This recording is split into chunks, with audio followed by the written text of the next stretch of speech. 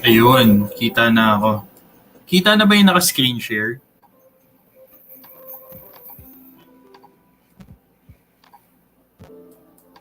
Mic check, mic check. Okay, okay. Ayun. Rinig naman ako, no? Okay, so start na tayo. Rinig naman ako. Na-check ko naman dun sa phone ko. Ayun, thank you guys sa mga makikinig ngayon.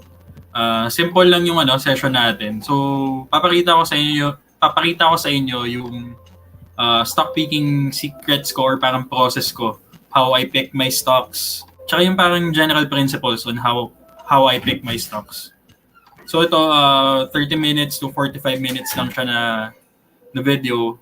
Super simple lang siya, hindi siya super technical na lahat di-discuss ko, more on parang surface level, but may mga guides din ako ipapakita.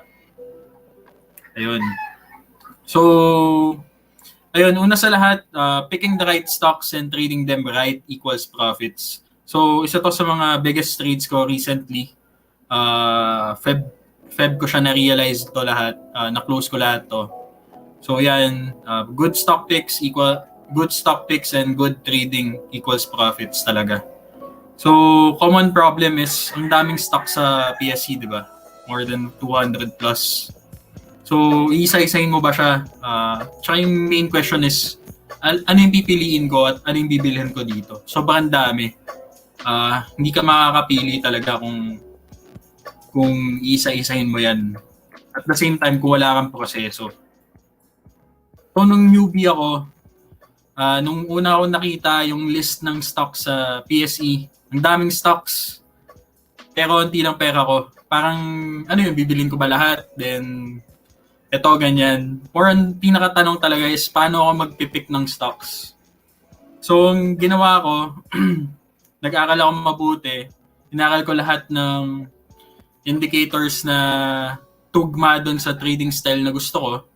At the same time, tinignan ko yung mga stock picking secrets din ng mga veteran traders like Spyfrat, yung mga tao sa BOH, sila Sir Jet, sila Javi, ganyan. And at the same time, sila William O'Neill, yung can-slim niya, na process. So yun, naral ko talaga. And ayun nga, isa sa mga first dilemma ng mga starting traders is stock picking. Kadalasan, unang tanong ng mga traders, boss, ano stock picks mo? Laging ganun, di ba? Lalo na kung beginner ka pa lang. Lagi mong tinatanong ano yung picks ng mga veteran na trader. So, stock picking looks and feels intimidating and complex at first, but it's really simple. Hindi mo need maging genius, hindi mo need maging parang super mathematician para makapag-pick ng stocks na super potentially maging high flyer or whatever. Ang importante lang is you need to have your own process in picking your own stocks. Ayan big emphasis, own process in picking your own stocks. Hindi ka nag-rely sa ibang tao in stock picking. Hindi pwedeng porket sinabi ko lang na ito yung stock picks ko, then ibabay mo na siya and isi-sell mo na siya. Hindi porket ganun, yun na yung gagawin mo. Kailangan may sarili kang proseso and may sarili kang way in picking your own stocks. Dahil, ayun nga, trading is very personal and very tailor-fitted dapat sa sarili natin. So, yun nga, unang tanong, isa din sa mga unang tanong, ano ka ba? Trader ka ba or investor? Ayun, trader ka ba or investor?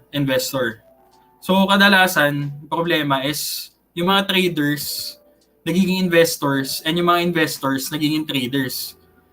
Hindi nila alam talaga kung ano yung gusto nila.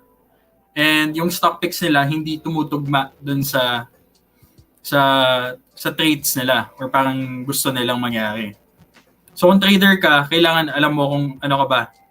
Momentum ka ba? Position trader ka ba? Or swing trader ka ba? Ako personally, mix yan ng tatlong yan. Position trader ako, paminsan position, then swing, then momentum. So, alam ko kung ano yung trading style ko. So next, kung investor ka, growth investor ka ba or value investor ka? Mahilig ka ba sa stocks na speculative, yung may potential for growth, like let's say mga stocks na may bagong negosyo or mga bagong investments, ganyan. Growth investor ka ba or value investor ka? Ibig sabihin, gusto mo naghahanap ng value or parang cheapness ng isang stock. Kumbaga, yung isang stock, ang ganda ng value niya, ang ganda ng negosyo niya, pero undervalued dahil hindi siya gusto ng market or pangit yung market environment. Ganun. So, kailangan naka-identify yan. Ano ka ba talaga? Trader ka ba or investor? So, you need to know who or what you are as a trader or investor when you build your stock picking process. So, from there, since alam mo na kung ano ka and kilala mo kung ano ka sa trader or investor, you build your stock picking process from that. 'Di ba? And ayun nga, you need to understand the first principles of your trading style and build your screening or stock picking process using those principles as your foundation. So, kung tatagalugin ko, kailangan maintindihan mo yung bawat indicator, yung bawat metric ng pagpipick mo sa isang stock. Kunwari, moving average. Kailangan alam mo kung ano yung MA20, ano yung ibig sabihin ng MA20, ano yung ibig sabihin ng MA50, or MA100. Alam mo kung ano ibig sabihin kapag yung MA20 above MA50, ganun. Kailangan naiintindihan mo siya. Let's say, kung investor ka, kung PE ratio is below 10, naiintindihan mo na cheap siya. PE ratio above 15 or 20, expensive siya or overvalued. Ganun. Kailangan naiintindihan mo siya. Hindi yung porket sinabi ko lang na, uy, bumili ka ng stock na below 10 PE ratio. Hindi porket sinabi ko or sinabi ng isang tao or nirecommend ng isang tao na yun yung dapat yung metric. Yun na yung gagamitin mo. Hindi pwedeng ganun. Kailangan naiintindihan mo siya. Sa lahat ng bagay, kailangan naiintindihan mo. Kundi, yun yung sisira sa'yo.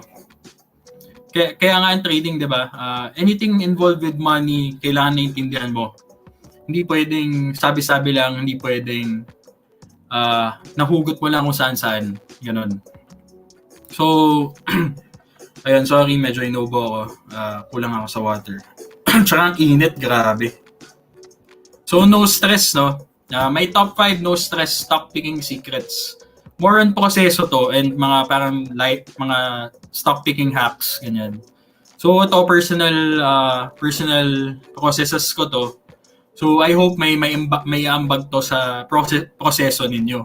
Or kung wala ka pang process, at least magkaroon ka ng idea paano ba nagpipick ng stocks using tools or using processes na, kunwari yan, top-down approach, using screeners as a tool to aid stock picking. Number 3, next secret is mga favorite filters ko like moving average, RSI, ganyan. Number 4, yung no-nonsense na ranking method. So, isa kasi sa mga common problems kapag nakapag-screen ka na ng stock is ang dami pa din eh.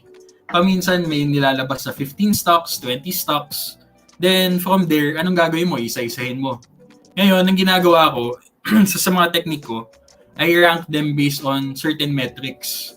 So, ganun. Para mas ma-prioritize ko yung mga stocks na dapat kong tignan.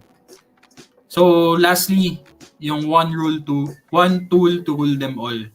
Which is, i-reveal ko later. Yung parang tool na ginagamit ko din para mas mapadali yung stock picking ko. So, yun. Una, secret number 1, yung top-down approach. So, ano ba ibig sabihin nito? So, yung top-down approach is a method in which I assess the index first, check whether the state of the index is good for trading or not, then look for strong sectors, then look for setups in strong sectors.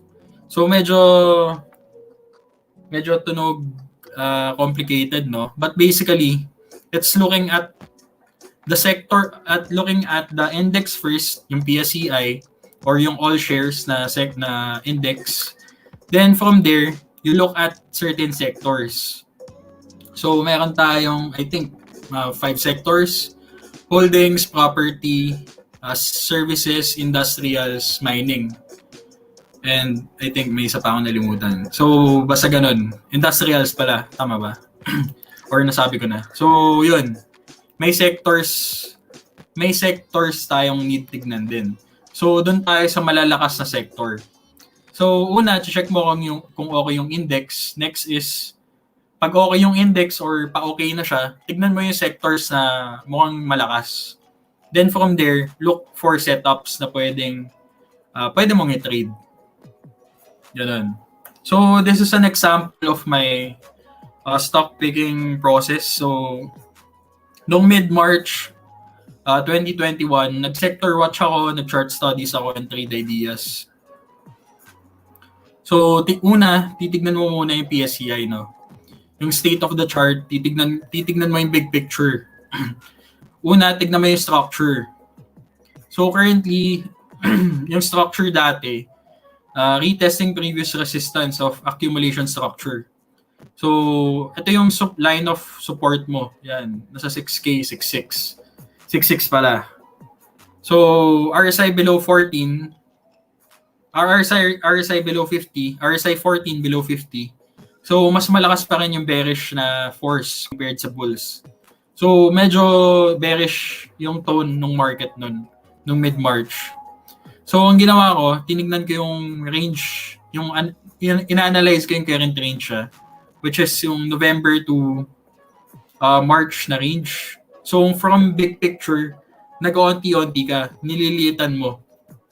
Tinitignan mo yung mga current na trends and yung structure. So yan, tinignan ko yung mga advances and declines. Then, ayun, nakita ko na average declines greater than average advance. So, nakita ko na medyo bearish talaga yung market nun. So, tinignan ko, may PSCI bear case ako na may retest 6,000 level or 6.3, ganyan. So from there, dahil nakita ko na medyo bearish, at least medyo meron akong idea na, uy, chill muna ako. Hindi mo na ako magte-trade, ganyan. Pero, nag-check din ako ng mga bull cases. So if ever na i-break niya yung trend line na yan, pwedeng magkaroon ng run-up. Ganun. So yun. So big picture muna, index, then yung current range siya. Then after that, magsa-sector watch ka na. So ang ginawa ko, tinignan ko yung 5 na sectors na meron yung PSCI, which is financials, holdings, industrials, property, then serve. Then in-assess ko kung ano yung mga malalakas na sector. So based on my metrics and relative strength na kinompute ko, financial, services, and property, yung top 3 sectors to watch. Kasi ayun nga, medyo mas nagpa-perform siya compared sa index. Ganun. So from there, nakita ko na yung malalakas sa sectors. So tinignan ko lahat ng stocks sa each sector. So in financials, ang mga napili ko, BPI, BDO, SECB, and BKR. Sa services, ang mga napili ko, APL, D2, ICT, Converge, MAC, and SEB. Then property sector, SMPH, and MEC. Ayun. So medyo na papaliit mo na yung stock universe. Hindi na 200 stocks. So pinipili mo lang yung malalakas. Syempre doon tayo sa malalakas, 'di ba? Hindi tayo doon sa mga mahihinang stocks. So from there, nakita na natin na may mga potential stocks na pwedeng i-trade. Next is look for trade ideas or create trading ideas. So yan, isa to sa mga napili ko, BDO, which is nasa financial sector. So ito yung setup na natripan ko. So mukhang accumulation, pang position trade, ganyan. Next, Converge. Breakout sa wedge or pang channel. Then, benta sa 20 pesos. Ganun. So, nag-breakout naman yan sa range. So, okay naman. Kumbaga, nata-top down approach mo nga. Next is trading at near IPO levels dati, price at previous resistance area, testing as support. So at least nakikita mo na approaching support siya. So maghahanap ka ng reversal setup kasi approaching support siya eh. Ganon. So based sa pattern, nakita ko na mag-wedge siya or parang inverse head and shoulders. Then ayun, iti-trade ko lang kapag nag-above 5.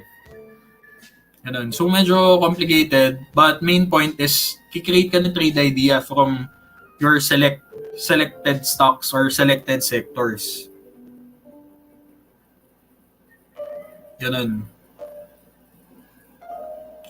So from mid-March, hindi ako nag-trade ng April. Noong pagpatak ng ECQ, doon nag-recover yung market, which is ganun talaga, pina-price in ng market yung mga bad news. So ito yung current positions ko. So meron ako AGI sa holdings yan, yung SEB sa services. So kanina na nakita natin, di ba, services malakas. So yun yung mga pinili natin and pinili ko. SEB dito, Ayun. So putek, ang init lang, no? Sorry. Wait lang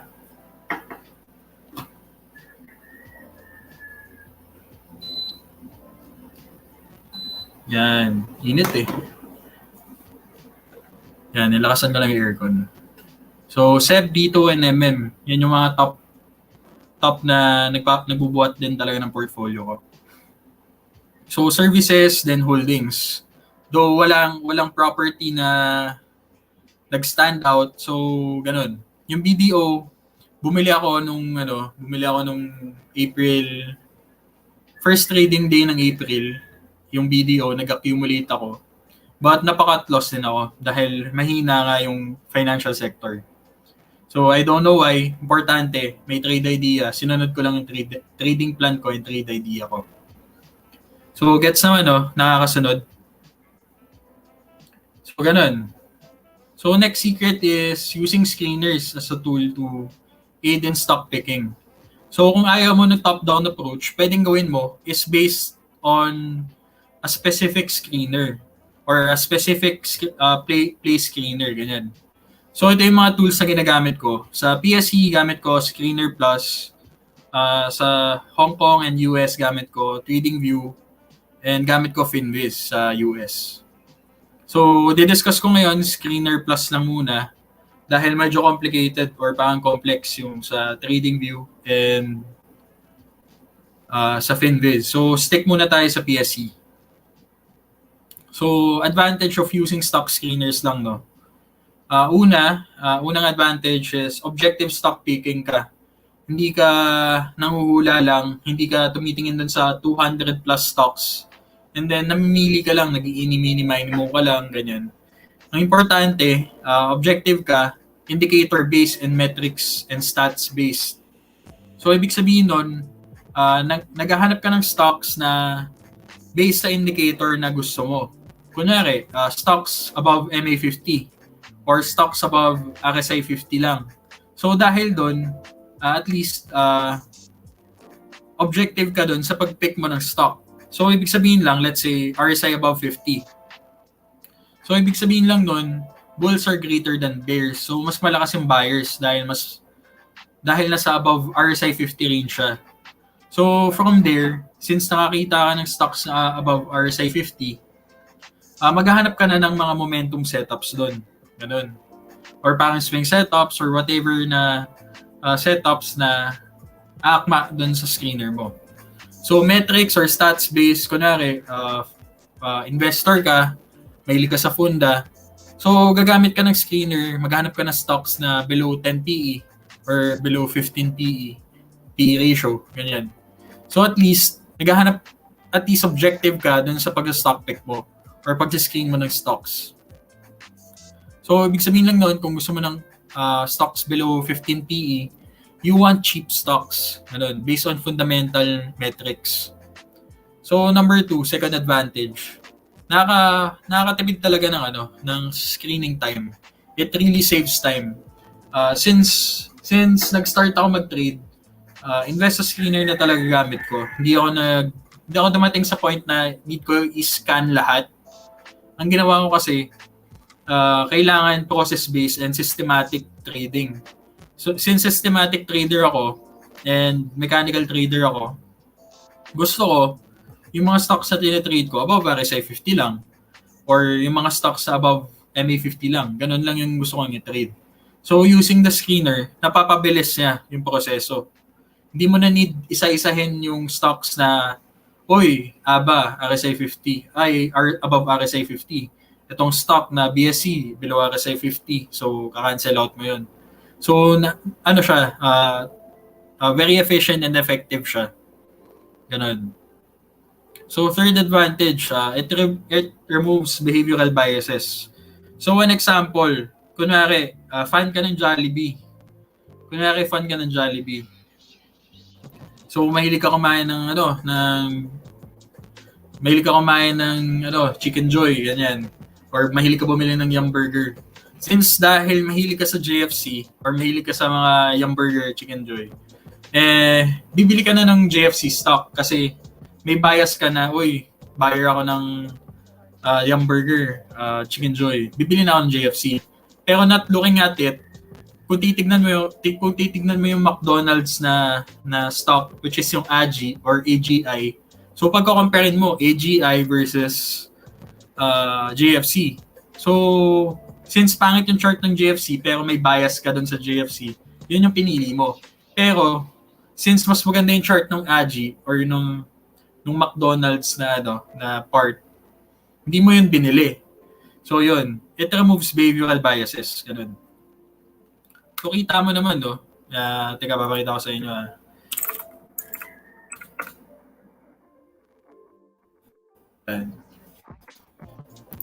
Wait lang, medyo mabagal. So, let's say yun yung, yung behavioral bias mo. Since nag-screen ka ng stocks based on stock screeners, at least, very objective ka dun sa pag-take ng trades or pag-pick ng stocks. Medyo mabagal, no? So, you get the point na nakakatanggal ng bias siya. So, yan, sorry. Medyo mabagal yun natin. So, yan. Having a screener din for each type of setup or play makes me time efficient and objective on the stocks that my screener spits out. So, ginagawa ko, nagpo-formulate ako na screener per specific play. So, let's say dito, yan. So, recently, nagbigay ako ng mga lessons about setups and types of momentum plays, position plays, swing plays, or swing setups, position setups, and momentum setups. So, ginagawa ko usually, nagpo-formulate ako ng screener for each type of setup or for each type of play. At least, dahil doon, very objective and very time efficient yung hahanap ko na stocks on a specific play. Teka lang nawala eh. So, ganun. I hope gets no? So let's say, ayan, dami kong screeners. So, yan, focus muna tayo dito. Itong Ryu Hadouken na screener na yan. So, dedicated yan for reversal plays. Ito naman for all-time high, multi-year high plays. Ito naman for power shot, mga momentum plays. And then yung sa Lunachi for swing plays. So yun, sa mga hindi pa nakakapanood, punta lang kayo sa YouTube, Investa TV. Panoorin niyo yan. So libre yan, wala kayong babayaran. So another is, recently lang to na-develop namin. So yung screener alert, recently developed siya, available for Prime Elite subscribers, no? So may real-time screener alerts ka. So for each type of screener, pag in-on mo yun sa screener alert na panel mo, automatically ka niya i-alert sa mga stocks na pumasok dun sa screener mo. So let's say, one example, Salonacci at SMA20. So, ito yung ito yung top stock na screen na bago, yung Salonacci. So, gets naman no? So, pakita ko sa inyo ah.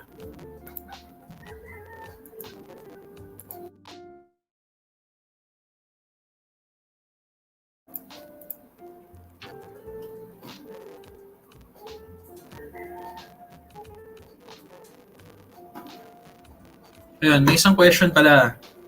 Si Sir L. Enojado. Yung float or yung public float, wala pa kami niyan. Ang pwede mong gawin .pse.com.ph. So yung float padating na rin yan. Dine-develop na namin yan para mas ma-assess mo kung gaano kadaming shares or kung mabigat ba yung stock or magaan. So let's say SEB, yan. Yung share float, pwede mong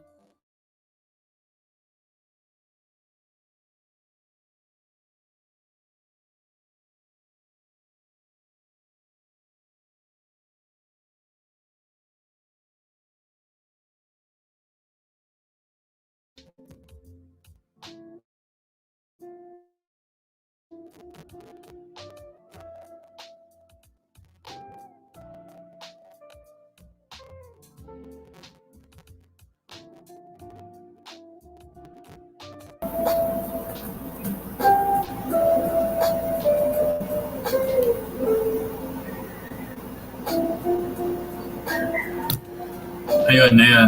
So, rinig pa rin ba ako?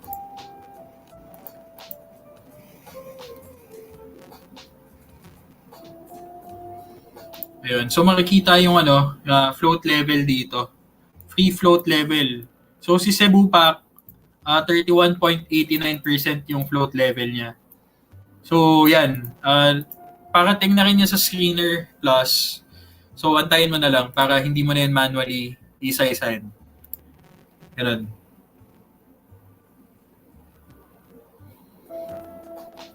Wait lang, no? Sorry, yung bagal talaga ng net.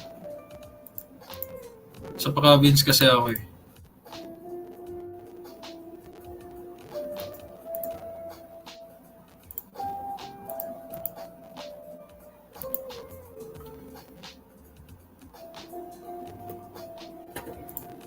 Ayun, sorry.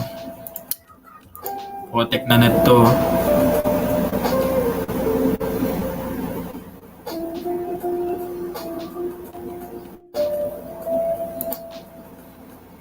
Ayun, so sorry, bagal talaga. My God. PLDT.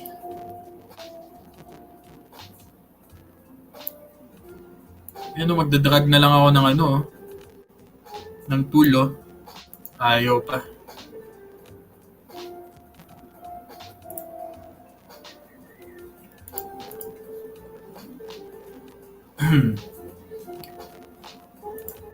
What the heck?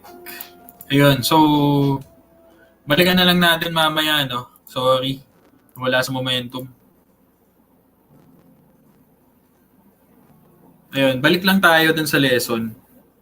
So, basta mainly yung kanina, real-time alerts yan from your screeners. So, isa to sa mga ginagamit ko para mas mapabilis yung stock screening process ko. Hindi ko na siya need i-run manually. Automatically na ako na-alert nung screener alert. So, yan. Gets na naman, no?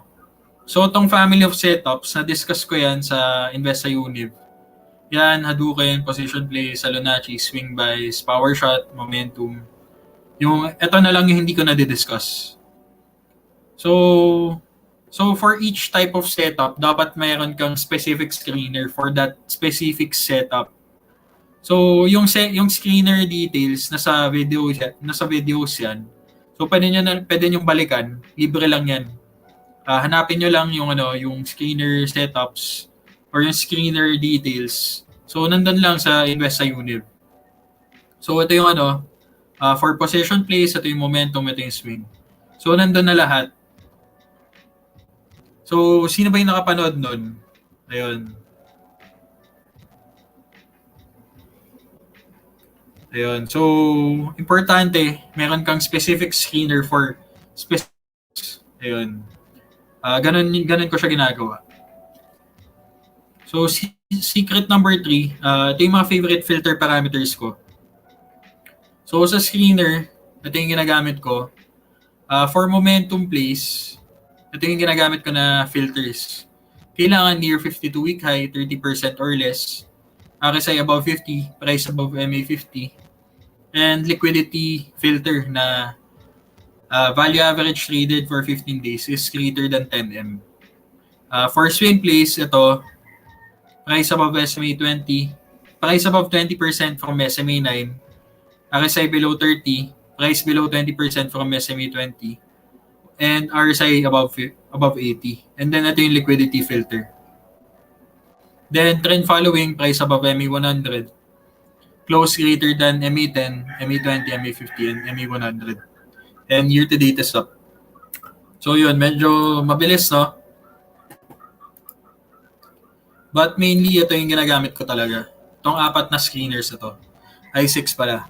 Ayan. So, itong Hadouken, Hadouken, Power Shot, and Salonacci plays. So, ito yung yung filters. So, yun. Ito yung mga secret filters na, well, hindi na rin talaga secret. Kasi libre naman yan eh. Napakita naman yan sa Invest sa TV.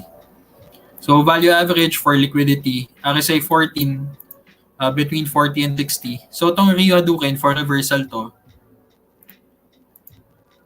ito yung premium na na filters. Hindi mo naman to need, but nakakadagdag din ng value sa pag-screen. So, average number of trades greater than 100, value per trade greater than 10K, market cap greater than 3 billion. Para lang makapag-filter ka ng mga stocks na makapag-filter out ka ng mga stocks na hindi ganun kaganda or parang mga basura stocks na tatanggal na. Ganun. So next, Hadouken, yan yung all-time high, multi-year high place. Ito yung filters, RSI above 50, RSI 30 above 50, market cap 3 billion, then the usual na liquidity filter, 52-week high, 50% or less below high, and value average 10M, liquidity, MA 100 price above average, MA 50 price above average, then RSI 14, greater than 50. Ganun. So basic lang. Napakita ko na yan sa previous videos, but for the sake of sa mga hindi pa nakakapanood, yan yung mga ito lang yung screeners na ginagamit ko. So let's say ito power shot type A. Ito yung filters niya. So yan, hindi ko na i-discuss. But yan. Descriptive, no need. Fundamental, no need. So ganun lang. So power shot type A. Ano ba yung mga stocks na nasa power shot type A na screener? So ito yung mga momentum stocks na pwede mong i-trade. So Converge, Wilcon, BPI, and FLI. So power shot type A. So, dahil meron na tayong nakitang stocks which is Converge, Wilcon, BPI, and FLI, ang gagawin ko, titignan ko yung mga stocks na yun. Then, nahanapan ko ng setup. It's either sa lower time frame or sa higher time frame. Ganun.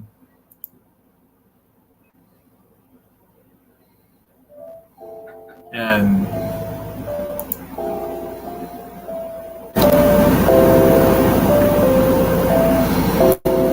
Yan. So, Converge, looking at it, pwedeng momentum setup to. Yan. So, mukhang nagpo-form siya ng pennant or triangle. So, ganun. At least, hindi mo na need isa-isa na mga stocks dito sa all stocks. Isa-isahin mo yan, nahanapan mo ng power shot setups, ganyan. Hindi mo na need, di ba? At least, objective ka. So, ganun lang ka-simple. So, sige, hanap pa tayo. So, let's say, Salonacci at SMA 20. So, itong screener na to, for swing setups yan. So, i-rank ko lang yan. I-rank ko siya based on value for liquidity. Then, nahanapan ko siya na swing setup. So, let's say, ICT.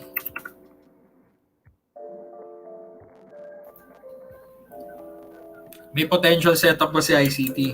Yes, pwede. Hindi swing setup but pwedeng momentum siya.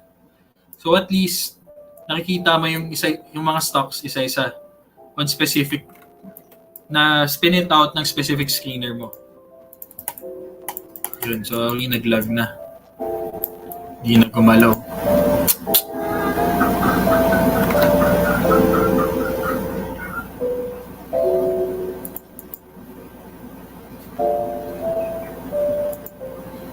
Yan, sorry.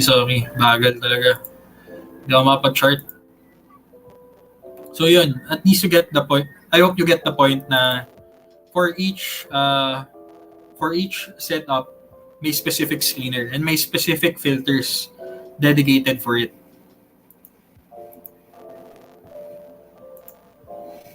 So yun, moving forward.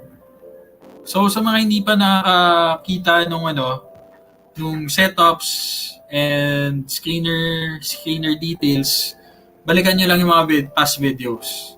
Nandun lahat. So yun. Next is ranking method. So ano ba yan? So after screening kasi 'di ba, usually ayun nga madami pa rin stocks eh. So ang need mong gawin is to rank them para mas makita mo ano yung need mong i-prioritize. So yan, ito yung mga techniques na ginagamit ko.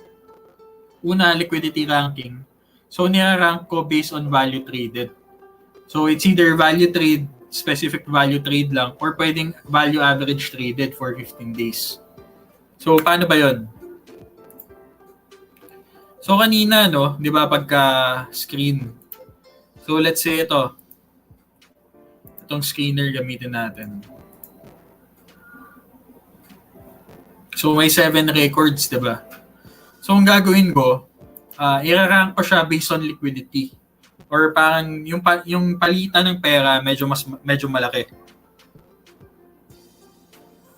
So dahil diyan, ang gagawin mo lang, pindutin mo lang yan, value average 15 days. Pindutin mo lang yan, then i-rank mo from highest to lowest. At least nakikita mo kung saan dumadaloy talaga yung pera. Yan. So ICT top 1, Converge top 2, Green top 3, LTG yung top 4, then the rest. So at least makikita mo ano yung need mong i-prioritize, screen. Ganon. So looking at it, ICT mukhang okay naman. Refresh ko lang. Then Converge, kanina na-discuss na rin. Yung Green, hindi ko pa nakikita, but looks like meron din siyang setup. So ganon. Liquidity ranking. So main point is, nira-rank mo yung stocks na na-screen mo.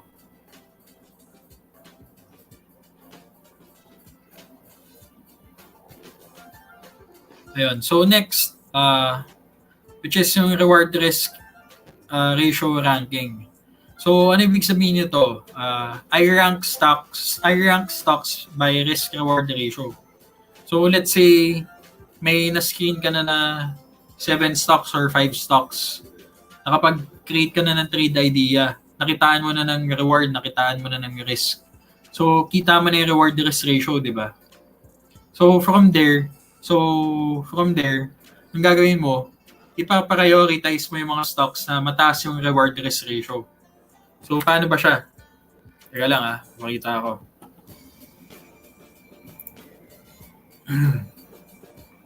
Yun, sorry, bagal talaga.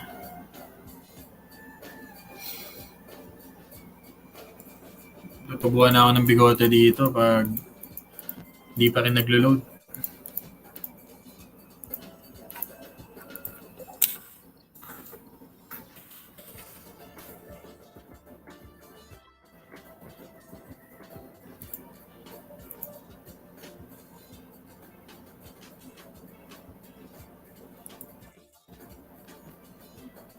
Exit ko lang tong Binance. Nakakabagal ata eh.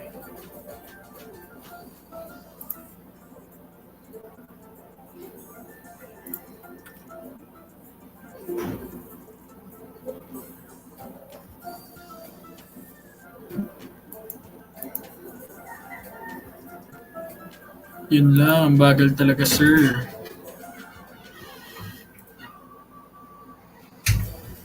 Ayun, so, ayun.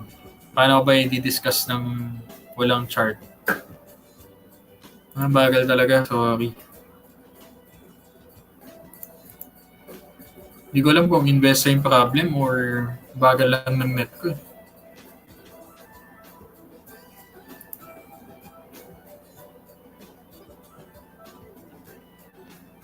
Yan na, nag-load na. Oh my God. So yun, kanina nakita natin merong ICT, merong Converge. So kung gagawin mo, let's say nakapag-create ka na ng setup or parang trade idea sa dalawang stocks or at least tatlo, then nakapag-set ka na ng target price, entry price, stop loss price, ko siya based on reward risk ratio. So dito sa ICT, entry price ko 130 pesos, stops ko at 124, sabihin natin 124. Then benta ako at 145, 143, tama ba? 143. So reward risk ratio 3.28. So paano ba malalaman 'yun? Gamitin mo lang yung long position tool. So registered reward risk ratio ni ICT 3.28. So let's say Converge, gawa tayong trade plan. So let's say trade plan ko dito kay Converge, buy on breakout ako at 19 pesos. Stops ko at 18.30. Then benta ko 21 pesos. Or let's say since all time high naman, gawin na natin 23 pesos. So dahil doon, at least nakita natin na dapat mas i-prioritize mo yung Converge. Dahil mas mataas yung reward risk ratio niya. Based on the setup. Ganun. So kay Converge, 5.78 yung reward risk ratio. Ibig sabihin lang nun, mas malaki yung magigain mo kay Converge compared to kay ICT.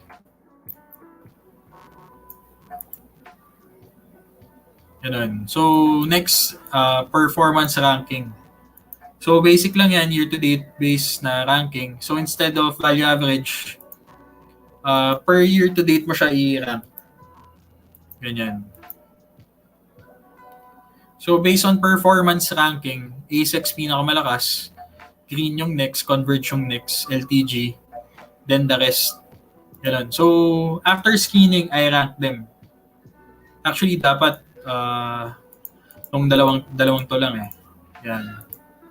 But yung reward risk ratio ranking, basic lang yan. Importante din yan. So next, so gets naman no. Next is Investa Pro. So ginagamit ko to para mas mapasimple yung stock screening process ko. Dahil isang tingin mo lang nandun na lahat.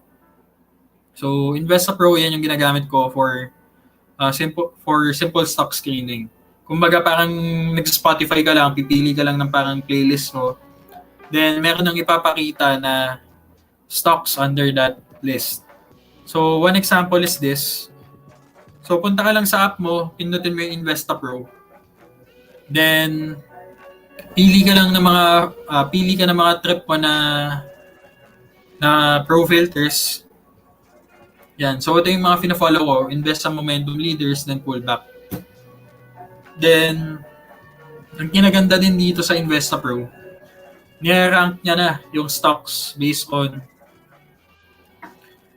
proprietary metrics. So, finormulate ko tong scoring system na yan. So, madami ang components under that scoring system. May momentum, may liquidity, may sentiment, and fundamentals. So, yan. So, itong scoring system na yan, medyo secret recipe siya para ma-prioritize mo yung mga stocks na dapat i-prioritize. So yan. So invest sa momentum leaders, pinakita na premium pinakamalakas, land yung next, ever yung next, Primex, then Bull, BOL. So, for demonstration purposes, nakikita naman yung blue stocks, no? Yan, kita naman, no? So, gawin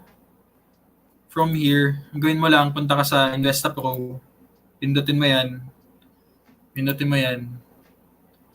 ito na yung access sa Investa Pro. So, let's say, mahilig ka sa mga stocks na based on funda, pindutin mo lang yan. Ito na yung mga stocks under fundamental analysis. So, yan. So, may cheap stocks below 10 pesos. May cheap stocks with net foreign buying. Kunwari, mahilig ka sa mga stocks na may net foreign buying. Ito yung mga stocks under net foreign buying.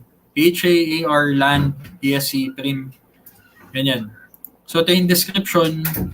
Then, ito yung scores per each stock. Ganun.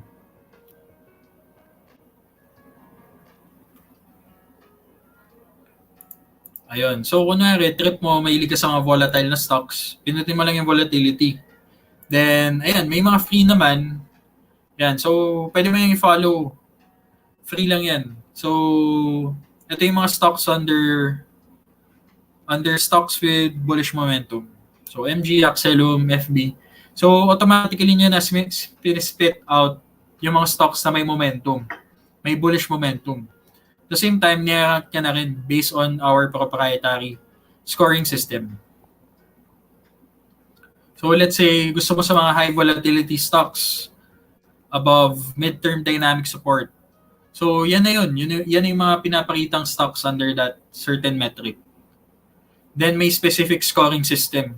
So paiba-iba siya, no? Meron mga 80 plus na scoring, may 2.9 lang. So per each screener or parang pro screener pala, for each pro screener, meron niyang dedicated na scoring system. So, kino-compute namin yan, hindi siya random lang. So, may dahilan bakit siya nakarank ng ganun. So, yan. Meron ding US stocks, may mining stocks din. So, ganun. Naka-segregate na. So yan, search mo lang. Kunyari, gusto mo tignan lahat ng screeners. May crypto na rin. Guys. So yan, kunyari, crypto, Cocos, USDT, NKN, USDT. Yan, so may crypto na rin. And then, nira-rank din namin yan. Yung scoring system, hindi pa ganun ka-refined dahil hindi pa siya dedicated for crypto. But, aayusin ko to later. So yan. But mukhang tama pa rin naman yung scoring system. Hindi ko ata na-take into account yung sentiment na scoring. So, ganun. So, ito yung ginagamit ko, Investa Pro, para hindi ko na need gamitin yung Investa Screener. At the same time, automatically niya na rin ni-rank. So, ganun. So, gets naman, no? So, yan. Going back sa 7-step process lang in stock picking. Ito lang. Simple lang siya. So, una, ginagawa ko, inassess ko muna yung index, pati yung sectors. Ni-isa-isa ko yan, bawat sector. Tinitignan ko kung may potential for recovery or may potential for bearishness. Then, from there, at least, nakikip ko na yung expectations ko sa market. So next, after looking at the big picture, I use screeners and Investa Pro for potential plays. So ginagawa ko, nihakan ko yung Investa screener ko or I'm just looking at my screener alerts para makita ko yung mga stocks na pumapasok sa screener ko. Sa Investa Pro naman, for easier stock screening lang din siya. At the same time, nakarank na siya based on smart metrics. Ganun. May smart scoring system yan. Then from there, hinahanapan ko ng potential plays. Setup based. So next, after nyan, i-rank mo siya based on liquidity or performance. So may napili ka na ng mga stocks, di ba? I-rank mo siya based on liquidity or performance or both. Then hahanap ka na ng setup. So yun yung step 4. Since nakapag-rank ka na, Gawin mo, you look for setups and then you create a trade plan like yung pinakita ko kanina. Diba? So, ganun lang ka-simple. So, next step 5, rank based on reward risk ratio. So, nakapag-create ka na ng trade plan. Nakita mo na yung potential profit, nakita mo na yung potential losses for each stock na ginawan mo ng trading setup. So, from there, nakita mo na yung reward risk ratio. At least alam mo na ano yung need mo i-prioritize na stocks. So, syempre, obviously, gusto mo dun sa mga high reward risk ratio na stocks. So, okay. Second to the last step. So, nakapag-create ka ng trading plan. So, set your trading plan and alerts on Investa Watcher. So, ang ginagawa ko, nilalagay ko lang siya dito sa Investa Watcher ko. Lalagay ko sa alerts. Mag-set ako ng alerts. So, let's say kanina, dito sa ICT, bili ako 130, stops ko at 124, target price ko 143. Ayan.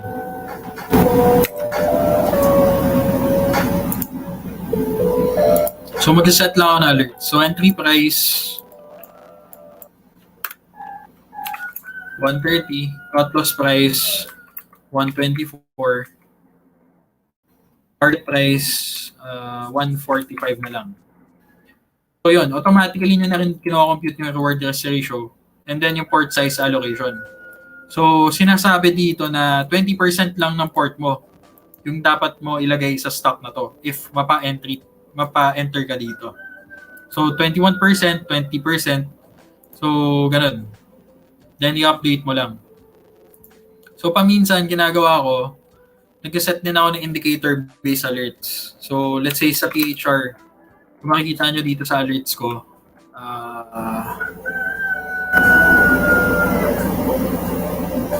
yun lang, no? Teka.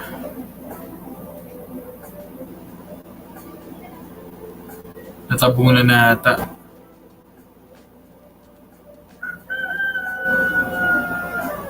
So yun, balikan natin. Punta tayo dito sa Watcher. So yung PHR, na-alert ako nito the previous week na nag-cross na siya above MA20. So ang ginawa ko, nag-set ako ng indicator alert.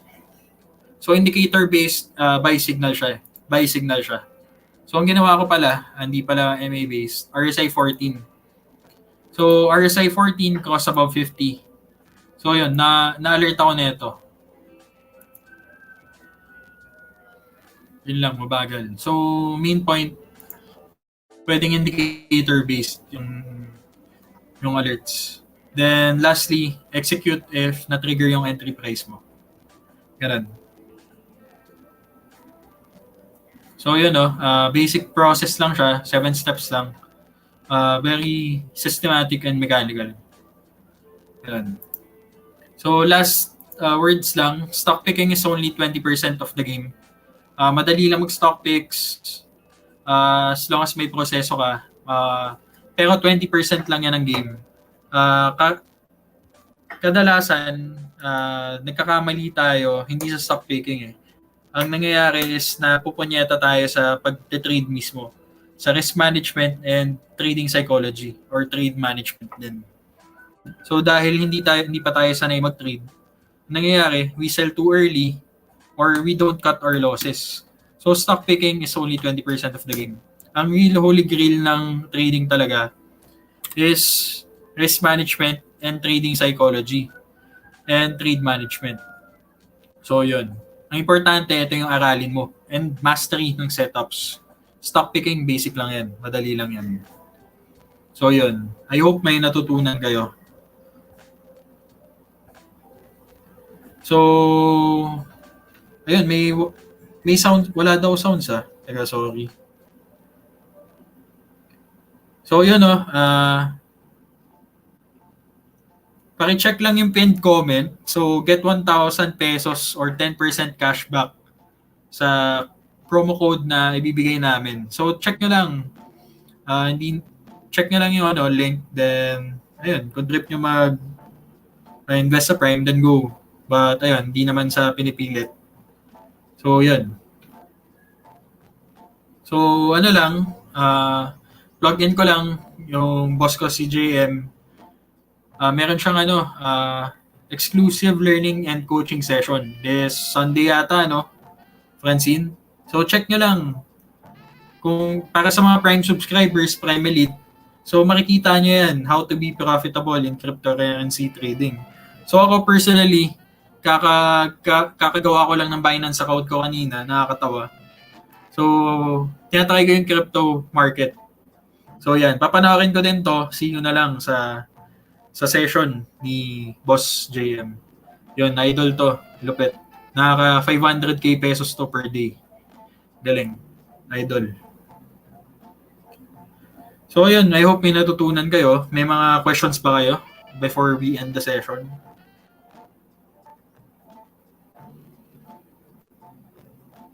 Ayun, may isang tanong pala si Ma'am Jamie Jane. So ayun, shout out Ma'am Jamie Jane.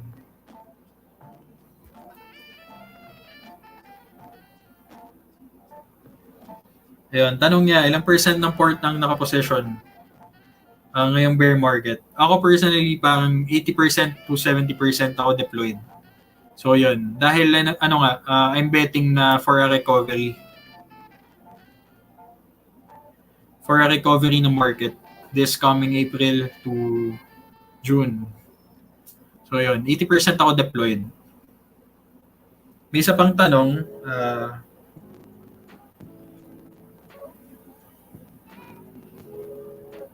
wait lang wala walang tanong Okay na. May mga tanong pa ba kayo?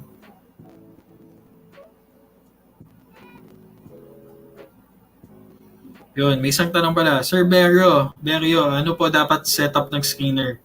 Pag weekly trader po and swing trader. So, parang parang position trader yung weekly trader mo. Then yung swing trader. May binigay ako mga screener parameters dito. So punta ka lang dun sa sa mga previous videos namin sa Investa TV. May pinakita kami na na libreng screeners. So for swing, ito, dalawa. Sa Lunachi at SMA 20 and SMA 50. So basically, naghahanap ka ng stocks near SMA 20 na pwede mong i-swing trade. So ito yung filters niya. So value average greater than 5M, MA20 prices above and within 10%, then MA50 price above average, RSI between 40 and 60. For premium, volatility should be over 2%. Average number of trades greater than 100, value per trade greater than 10K, then market cap 3 billion. So for position trading, dalawang types. So napakita ko na yun kanina. Pero para sa'yo, ulitin ko lang. Yan. For position trading or for reversal, yan, 52-week low, 50% or less above low. Value of 10M. RSI between 40 and 60. Then, premium na filters, average trades greater than 100. And value per trade, 10K. Greater than 10K. Market cap, 3 billion. Yun. For for all-time high, ito yung filters. So, pause mo na lang, tignan mo na lang. Ayan. Yan. Basic lang yan. Ayun. Yan lang. Ayun so far, wala nang tanong. Pa-check na lang sa FB, Francine, kung mayroon pang questions na goods. Okay na, spot ko lang, Okay.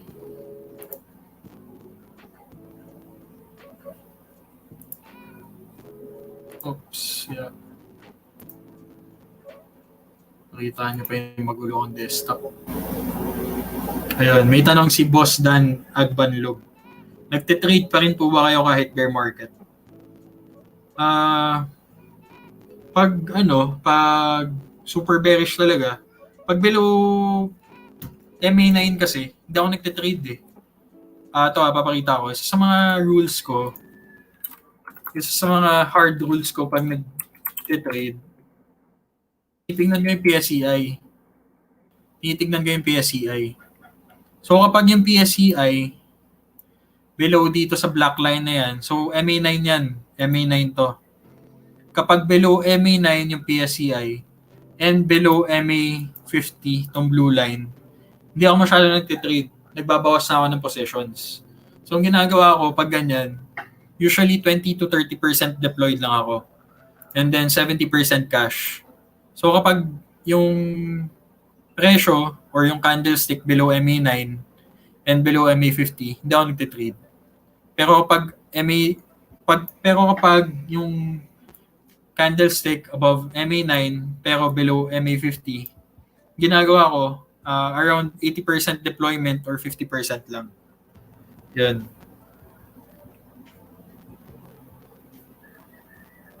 So yun lang naman.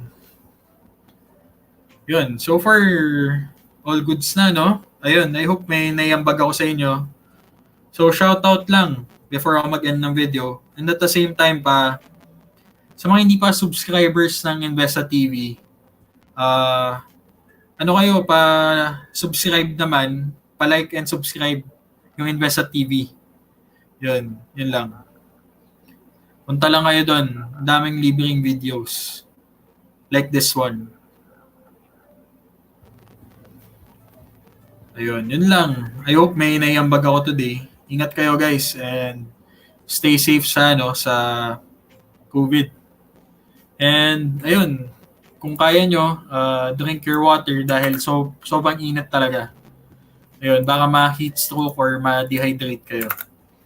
Yun, ingat kayo guys. God bless. Bye-bye. Okay.